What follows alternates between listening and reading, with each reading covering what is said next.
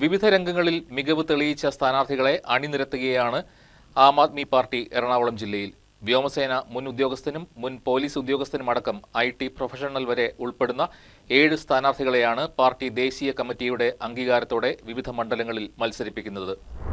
മുൻ വ്യോമസേനാ ഉദ്യോഗസ്ഥനും എറണാകുളം സ്വദേശിയുമായ മോസസ് ഹെൻറി, കൊച്ചിൻ കോർപ്പറേഷനിൽ തെരഞ്ഞെടുപ്പിൽ മികച്ച പ്രകടനം കാഴ്ചവെച്ച പാലാരിവട്ടം സ്വദേശി തോമസ് പോൾ KP, ബിരുദധാരിയും അയാട്ട ഏവിയേഷൻ ഡിപ്ലോമയുമുള്ള യുവ സംരംഭകൻ ഹക്കീഖത്ത് ഹമീദ്, നഴ്സിംഗ് ബിരുദധാരിയായ പിറവം സ്വദേശി എൽദോ എബ്രഹാം, മുൻ പോലീസ് ഉദ്യോഗസ്ഥനും കളമശ്ശേരി സ്വദേശിയുമായ TK ഷംസു, ചാർട്ടേഡ് അക്കൗണ്ടന്റായ ജോസ് ജോർജ്, IT പ്രൊഫഷണലായ വൈപ്പിൻ സ്വദേശി മോഹൻദാസ് എന്നിങ്ങനെ വിവിധങ്ങളായ മേഖലകളിൽ മികവ് തെളിയിച്ചവരാണ് ആം ആദ്മി പാർട്ടിയുടെ എറണാകുളം ജില്ലയിലെ ഇത്തവണത്തെ സ്ഥാനാർത്ഥികൾ.